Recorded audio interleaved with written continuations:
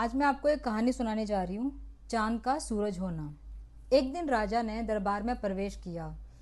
उसका चेहरा आत्मविश्वास से भरा था। उसने आकाश की ओर देखा, उंगली उठाई और कहा, देखो वह सूरज है।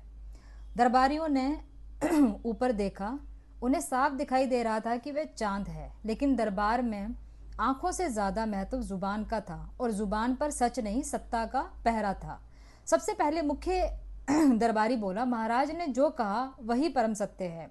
दूसरा बोला, हमारी आंखें गलती कर सकती हैं, महाराज की दृष्टि नहीं। तीसरा बोला, आज इतिहास का सबसे बड़ा भ्रम टूट गया। जिसे लोग चांद कहते थे वह वास्तव में सूरज ही है। कुछ ही देर में राजकीय विद्वानों ने नई पुस्तकें लिखनी शुरू कर दी। पुराने ग्रंथों के पन्ने फाड़े जाने लगे। विद्यालयों में नया पाठ पढ़ाया गया। बच्चों से कहा गया, कल तक जो पढ़ाया गया वह भूल जाओ, नया सत्य यही है कि चांद ही सूरज है। फिर बारी आई मीडिया की।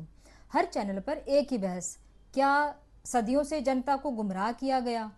क्या पुराने वैज्ञानिक झूठे थे? क्या चांद को चांद कहने वाले राष्ट्र की प्रकृति रोक रहे हैं? कुछ विशेषज्ञ बुलाए गए, कुछ विशेषज्ञ पैदा कर दिए गए। कुछ ऐसे भी थे जिन्हें कुछ पता ही नहीं था, लेकिन वह सबसे ज्यादा बोल रहे थे। बहस में सच नहीं, शोर जीत रहा था। जो व्यक्ति यह कहता है कि भाइयों यह तो चांद है, उससे पूछा जाता है, क्या तुम राजा से ज्यादा जानते हो? क्या तुम्हारे पास कोई प्रमाण है? तुम्हारी नीयत क्या है? धीरे धीरे सवाल पूछना ही अपराध बन गया। समय बीतता गया। रोज वही समाचार, वही बहस, वही भाषण, वही घोषणा। बार बार दोहराया गया कि चांद ही सूरज है।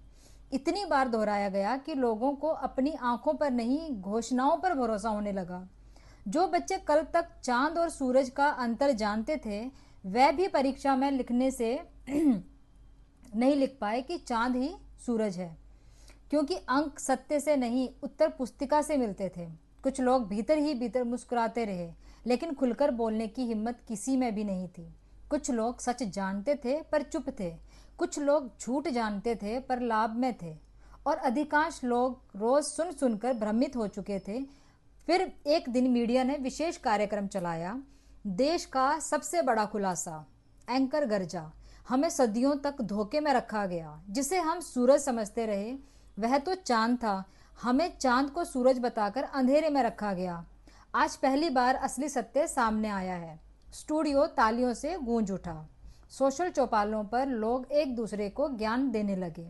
जो कल तक सच जानते थे, आज वही सबसे ज्यादा जोर से नया झूठ दोहरा रहे थे। भीड़ ने घोषणा कर दी, हमें कितना ठगा गया था। विडंबना यह थी कि वह यह नहीं समझ पाए कि उन्हें पहले नहीं, अभी ठगा जा रहा था। क्योंकि सबसे बड़ा छल आंखों से नहीं, स्मृति से किया जाता है। जब किसी समाज को बार बार बताया जाए कि उसने जो देखा वह देखा ही नहीं, जो जाना वह जाना ही नहीं, जो सच था वह सच था ही नहीं, तो एक दिन वह अपनी याददाश्त पर ही शक करने लगता है। और जिस दिन जनता अपनी स्मृति पर संदेह करने लगे, उसी दिन सत्ता को झूठ बोलने के लिए किसी प्रमाण की आवश्यकता नहीं रहती। उसे केवल मंच चाहिए, कुछ दरबारी चाहिए, कुछ शोर मचाने वाले चेहरे चाहिए, और एक ऐसा समाज चाहिए जो सोचने से पहले सुनता हो और देखने से पहले मान लेता हो। कहानी का अंत यही नहीं है।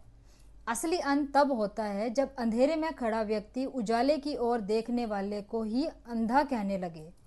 उस दिन झूठ केवल बोला नहीं जाता, उसे उत्सव की तरह मनाया जाता है। और सच सच कहीं कोने में खड़ा मुस्कुराता रहता है, क्योंकि उसे पता है कि सूरज को चांद कह देने से सुबह नहीं रुकती।